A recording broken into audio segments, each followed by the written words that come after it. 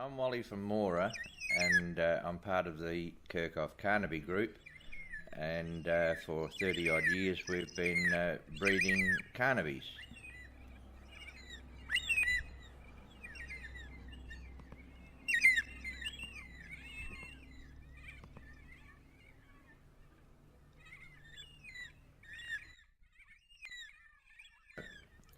This is one of the logs we got out on a farm with, I was with Wes Porter, and I've been watching this tree for a long time. The trees have to be quite dead and they have to fall down by themselves. We don't ever cut them down.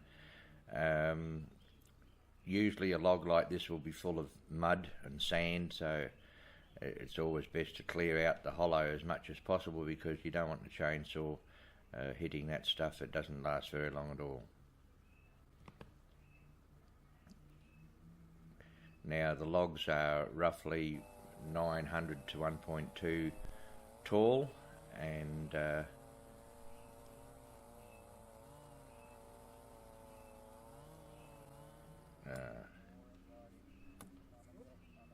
have a friend here helping one of the neighbours, Mr. Mogridge, and now I'm preparing the logs by putting clay on the top edge. This stops the fire when it gets going from rolling over the edge and burning, which would cause people to have to cut a new face to get the aluminium plate on. So it's always a good idea to put, you can put wet sand or clay or even cement, and you can, then when you fire it up, it will be burning for 5, 6, 7 hours, and I always put the breather or the vents at the bottom. I always put them on the thicker side of the log, because the oxygen coming in will eat that thick side a lot quicker. You don't want it to burn the thin side too much, because then you have a problem later on. To prepare the fire, you don't really need a lot of material, just some leaves and some twigs, and a bit of diesel, and once it gets going, it creates its own heat, and it roughly works out, if the log is bone dry, it works out roughly 1 inch for an hour of burn. But it doesn't always follow suit, because some timbers have got a fair bit of moisture still in them, and they can be down for 5 years and still be somewhat green. But if you try and do this operation from start to finish with green timber, you'll find the tech screws will in fact shatter as the timber shrinks, and for all the strength in the tech screws, I've seen at least 6 of them all just shear off, just by the sheer pressure of the log actually on the move.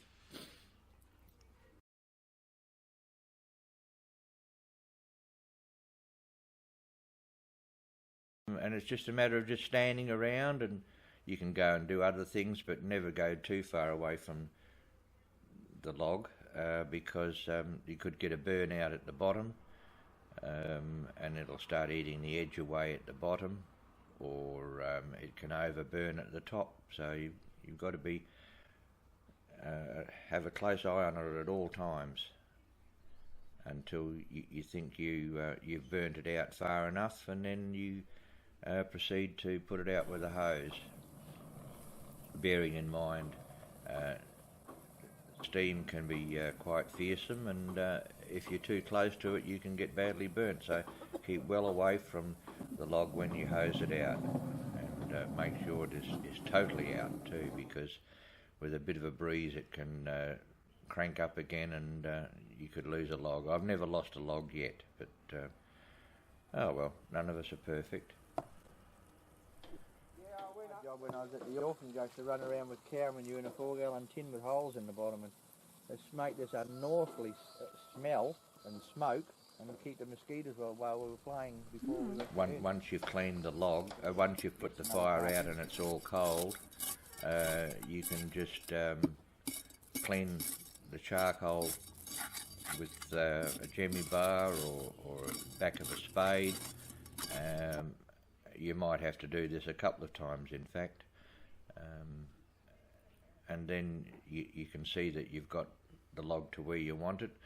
If the log is too big, I've come up with a new idea where we cut them straight down, diagonally, straight through the middle, and we've still got a sizable log to breed a Carnaby in, even though it's a half, because it doesn't make much sense in trying to hoist up a 200 kilograms. Yeah, 200 kilogram. Where if you can cut it in half, and we can go into that a little bit later on. I've got one that I've made up, which we can talk about a little bit down the track. For the top and bottom, I use 3mm aluminium road signs. I find this is the strongest and best equipment to use, because they throw them away. If you get on the Shire, you'll be able to score any number of aluminium signs that you need, and then it's just a matter of putting it down onto the log and run around with a texter, and then you just cut it out with a little grinder, a 4-inch cut-off grinder, and then tex screw the logs bottom first, about 3-4 inches apart. Another thing to remember before the logs go up in the air, we've realised that some of the screws pull out after a few years, so we've been actually putting little straps about 4 inches up the side and tuck it underneath and tex screw the bottom, so that the plate must never move, because if it moves in one section, all the dirt will fall out, which we can probably show you on a photograph of one that was put up on a pole near the river, and it has lost virtually all its dirt. So, but the idea of having the aluminium top on the log is mainly for the reason that if you put it on the eastern side of a tree, it gets the full sun till 12 o'clock. Now, swarms of bees from either my hives or wild hives around the place, they are on the move around about 9 o'clock in the morning. Now, once they find what they think is a suitable home, like one of our hollow logs, when they go in there, they'll find the roof is actually too hot, so they'll virtually take off straight away. And to date, we have never had a swarm of bees in one of our logs around Moora, or Magumba, Gillingarra, Watheroo. But the advantages of having them on the pole are quite numerous, because I thought about it long and hard. Firstly, they're fireproof. Secondly, they're possum proof. Snake, goanna, feral children find it very hard, and the bottoms never move. Whereas on the chain, you have to put the little straps around about 300 centimetres, is it, apart. They're there on the tree. You can see the little straps going from the bottom part of the log up around, wrapping around, and tex screwing onto the bottom. These bottoms will never move if this is added to them.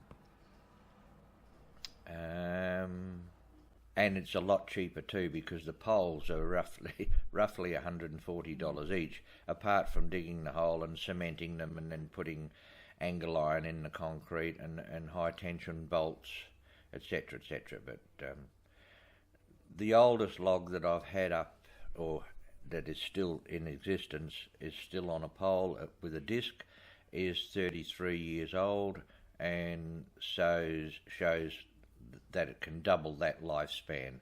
So it is quite a good advantage to get the best logs possible. Make sure that they're no less than 3 inches thick, and they will suffice for at least 50 years. Sometimes, if you get them a bit thin, and the entrance to the log is a bit thin, they will destroy that. But that's about the only part they really do damage to, is the entrance.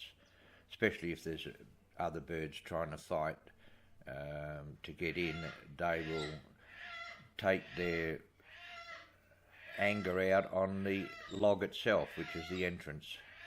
And but apart from that, about 50 years. Right. The entrance to the log, roughly about a 6-inch square, and always cut the hole out before you put the lid on it. It's a lot easier. Have you made that mistake before? Eh? Have you made that mistake before? No, once. The hardest part is actually cutting the hole out, because it can jump backwards. It'll kick back if you're not careful.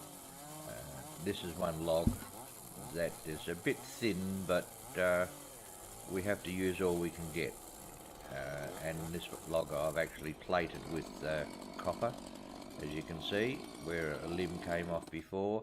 And this is not salmon gum, it is actually blue gum. But yes, it is a bit thin, but we can make use out of it. This is another, if you get a log with a split up the side, I tend to put thin copper from a hot water system. There's a lot of that around, or solar hot water systems. The panels have a sheet of copper underneath the glass, very easy to cut, and just tack it up the crack, and because a bird won't breed in the hollow if there's a crack from top to bottom in it, because the cold air just blows up their the rear end, of course, and annoys them. There's a number of different nests in this clip. We've got one that we've bought, made up with planks and weld mesh on the inside of the entrance, so that they can climb up and down.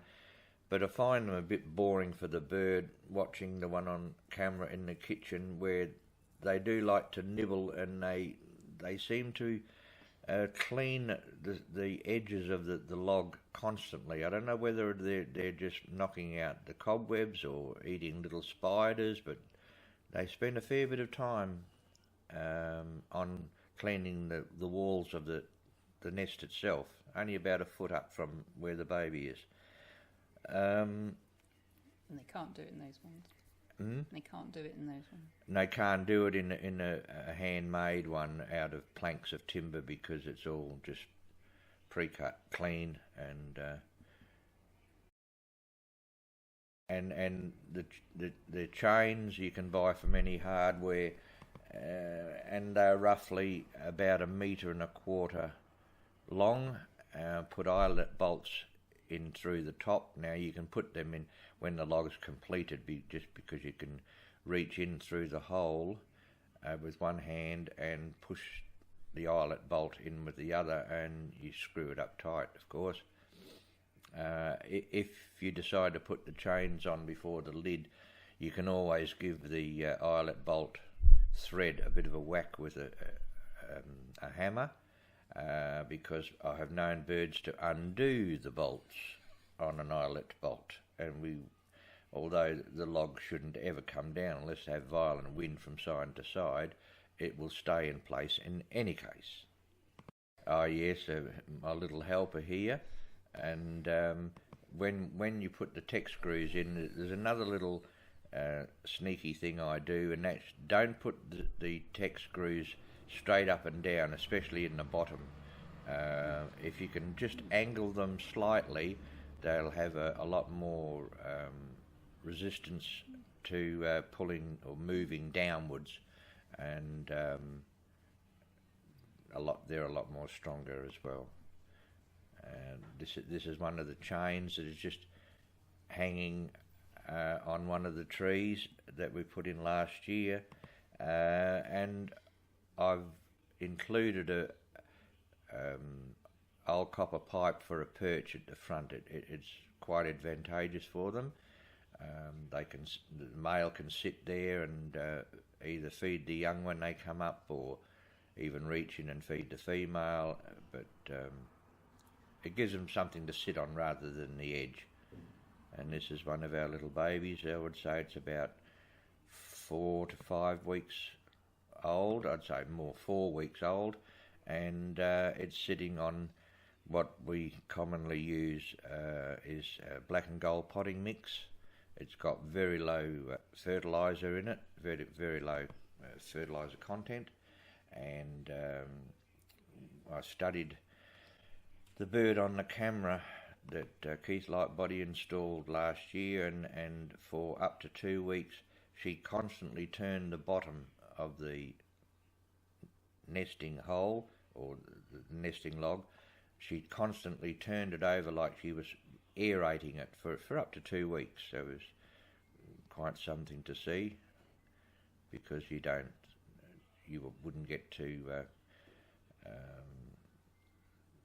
visualise this in a normal tree hollow, but with a camera in our logs, well, we can see them doing all sorts of things, and especially if we've got them on camera, which we had. It is very important also to bear in mind that you never put sawdust in there. It's too dry and dusty, or straw. It's just dirt. Virtually, if you can get pith from a tree that's out in the bush that has split or come down, or you can get access to the base of it where you've got all the pith that's fallen out of the centre of the tree, that would be ideal for your nests as well. But definitely no sawdust. These are 2 logs that we actually put down at Magumba from memory. We put 3 up 1 year, and then we put 3 up the second year, and we had 3 from 3 the first year and 7 from 6 the second year, because we had twins. We also note that they're beneficial to the wild duck populations, and we've had teal, Maine goose, wood duck and black duck.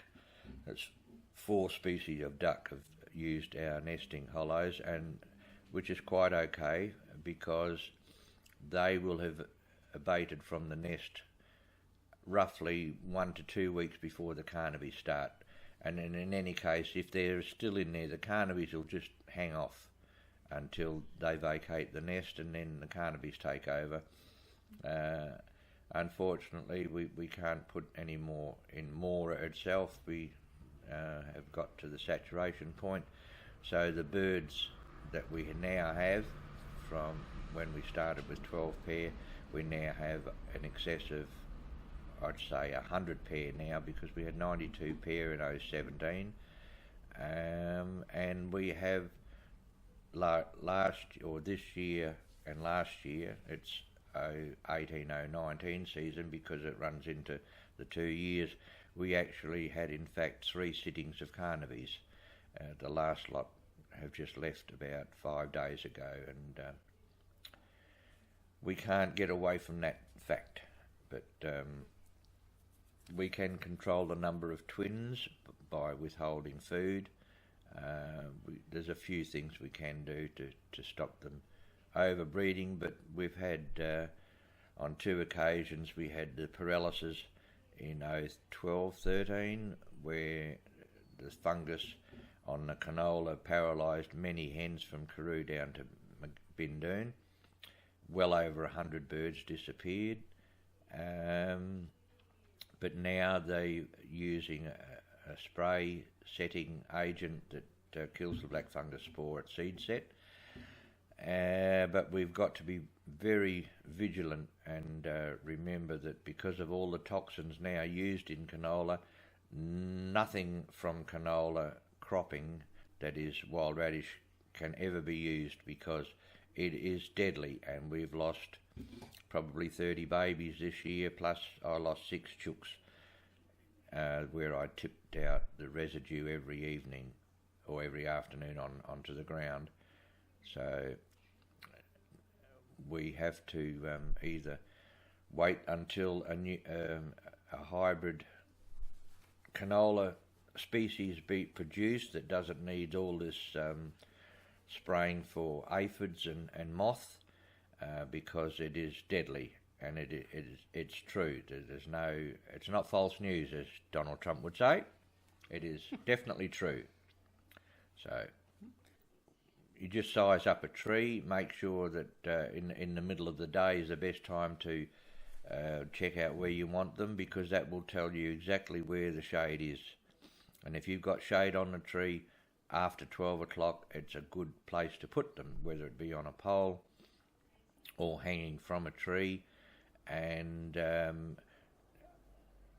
as a rule of thumb, it's always good to maintain an entrance that is actually southeast, east or northeast. Not advisable to have it facing northwest or southwest, because the cold wet weather, when it comes, it can blow straight into the hollow, and because there's no drain plug in the hollow logs that we make up, the moisture would sit in there, might even be detrimental to the baby, and also it will facilitate the tech screws rusting out excessively quick if you allow moisture to get in there. So we tend to make all the nesting logs face away from the prevailing weather, and it has been quite successful. Well, if we're driving up and down the highway and we see Carnaby's crossing from west to east, any area where you see them would be ideal for in the breeding area, not in the breeding area, not at the coast, not out towards the coast. I keep saying to people, we are changing their way of life, and if we keep breeding them out where they raise their baby, there'll be less food for them to finish off breeding the baby, because everything is gobbling up the food, whereas before, the Carnabys always came into, but there are some exceptions. The Carnabys actually come into the tall timber country, either Wandoo or salmon gum, occasionally, very, very rarely in York gum, because they didn't lend themselves to the hollow. Before they actually bred in gimlet, which is virtually wiped out now, but gimlet trees on the Marling Golf Course was the furthest point east of the coast that I'd ever found Carnabys, and that's the Marling Golf Course. I believe they don't do that now because all the chicks were removed by one person back in 89, and they've never gone back out there. But the furthest inland now from Moora is roughly at Easton's farm, east of Moora, and that's only about 3.5 miles or 7 kilometres, and they don't venture any further because we're not getting the rain to set seed on the remnant vegetation that's left out there.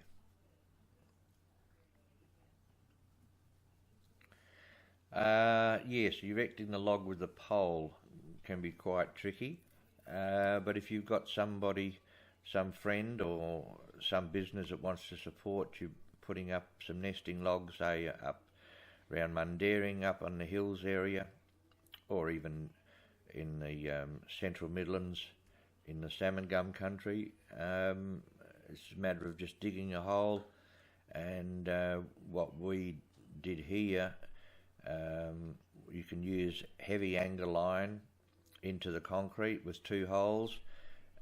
You put the first hole at the bottom of the pole about 2 inches up from the bottom, and so that it's actually sitting above the concrete. You don't want it into the concrete because, as you can imagine, the water would run down, especially if it's on a disc, would run down into the middle of the pipe and get trapped in, and therefore be rusted out in 7 or 8 years. So if you put them on a swivel bolt and then another bolt about 2 feet higher, you can get the pole to almost perpendicular position, and then just nudge it with your shoulder and get the second bolt in, and then it's there for 50 years.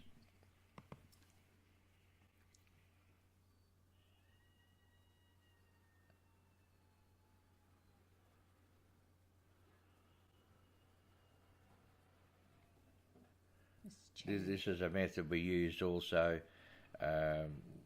with Wes Porter's truck. He has a small winch on it, electronic winch, and we just put a 5 or 10 ton belt, tow belt, snap belt, into the fork of a tree and just pull it up as close as we can, and then throw the chain through the fork, and Bob's your uncle. There we are, there we have it. See? Then we get somebody that we like to let them take the risks, like Wes Porter, to get up there and put the bolt and nut together. This is a method we've used with the Shire. They've very kindly allowed us to use the cherry picker for inspection and repairs, and this is one of the logs where, as I mentioned before, it didn't have the little straps at the bottom to help support the base, and maybe 1 or 2 of the bolts or tech screws are snapped off because the timber moved slightly, and it's allowed a little gap and all the dirt has fallen out. We were fortunate that most of this happened when the baby was fairly mature. Had it been a small one, I don't think it would have survived just sitting on aluminium, but it would have been too cold, and it probably would have ended up with splayed feet like you find with budgies. If you have a flat bottom, they get splayed feet and the legs never go back correctly. So this is one nest that we've got to put a little bit of work into to getting it back to being right. Now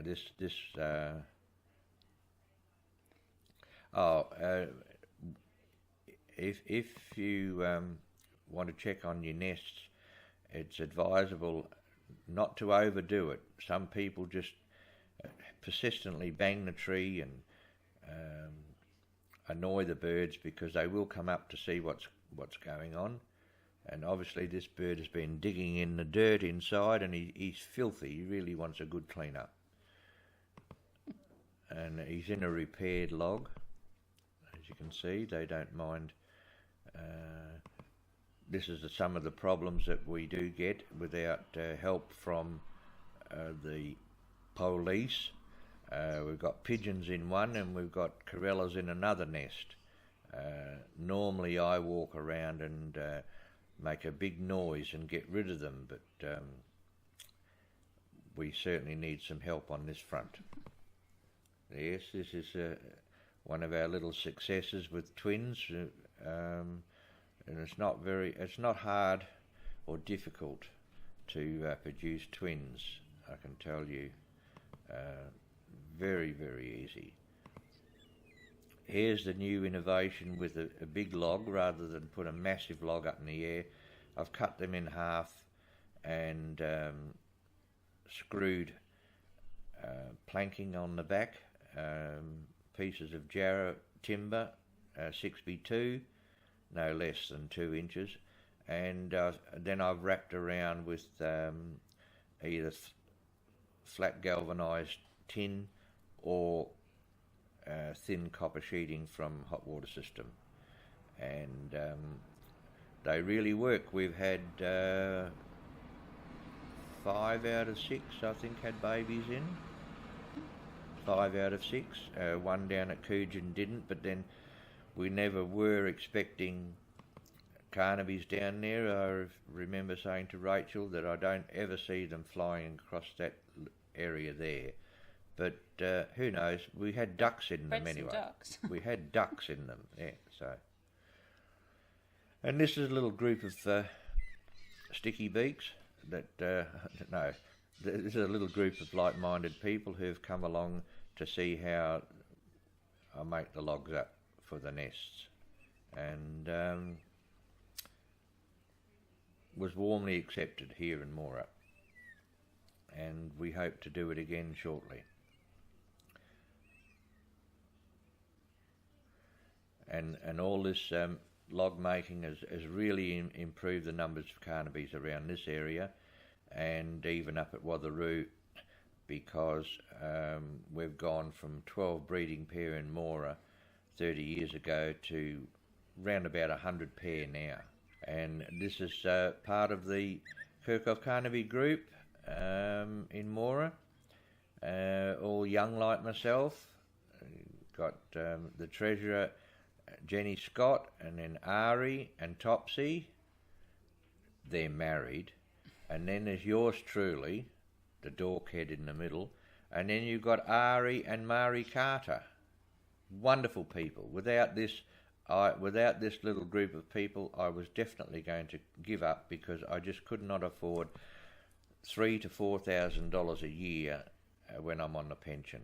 The reason that I started feeding them in the first place was because I'd already noted that while working out at Cranmore and Colvin, and knowing the Marling Bindi area since the mid-50s, that these birds now were not finding any food to raise a baby. And in fact, the number of nests that I did check had eggs, but they would abandon them once they realised there was just no summer rains, so there'd be no wild radish in the paddocks or road verge. There'd be no Afghan melon. So they would give up breeding and just go back out towards the coast. So I did start feeding them sunflower.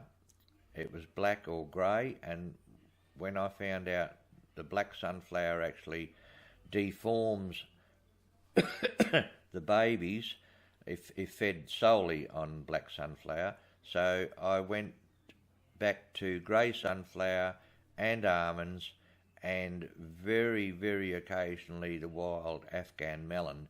But even now the Afghan melon has been sprayed by Roundup, and the birds, surprise, surprise, won't eat it. Because by spraying the Afghan melon with glyphosate, the farmers realised that it turned the flesh sweet, and the cattle and sheep ate it. But it is no good to feed this type of thing to the Carnabys. Unfortunately, it is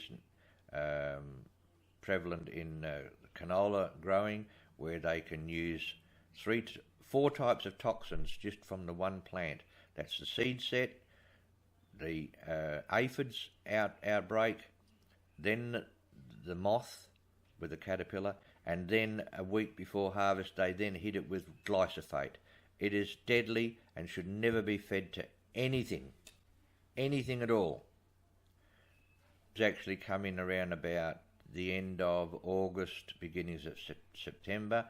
They're the early ones that breed around here, and by that time the males really have bloodshot eyes, as though they've been on the terps all night, and then they always and only ever come in with their partner. You don't get single birds coming into the trays to get a free handout or help from the government, as it were, like the unemployed. These birds are here for one purpose only, and that is to breed, and breed they do. But after they've been here for about 2 to 3 weeks, they then start sitting, the early ones, and then after 38 days, they then have the baby, which remains in the log till they're 10 weeks old. Once they leave the hollow log that we've put up, or a natural tree, they only hang around Moora for roughly 2 days, and then you do not see that baby, for 2 to 3 years.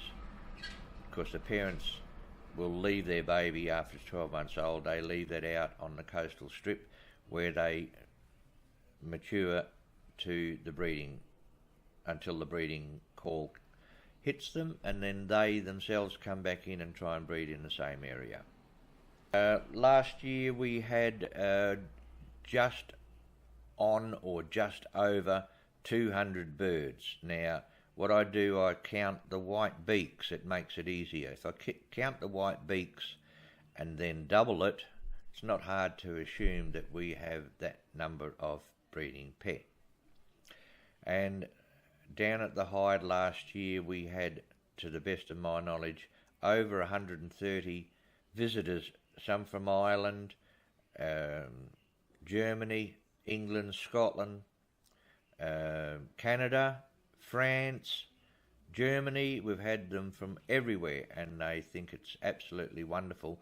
And I've told them that I will not make them tamer than they are, because they're a wild bird. So don't even suggest that I hold the food back so that they become so desperate that they will lose their fear of mankind, because we are their biggest destroyer. The top 3 things that need to be done, we've got to plant more vegetation, not necessarily just for the Carnaby's food, because that is not going to happen for many, many years anyway. And have some farmers plant a little corner of wild radish, for God's sake. It's not hard to do without spraying and then spraying all the road verges. That unfortunately is a must, because we can't have them eating on the road verges, because many of them get killed crossing onto road verges to get food. They will do it with the shrubs that are there in some areas, but we don't want wild radish growing there where the big numbers of birds have been and will be slaughtered simply by taking off from the food source. They're very slow at getting to a height, and it's too late once they're hit by a car or a truck. The only thing that will improve our numbers, which are fairly robust and healthy at the moment, I wouldn't say we've got to breed too many more, but just maintain the numbers, because there are always accidents happening out there. Like one year, 15, 16, I think we estimate about 100 birds were shot.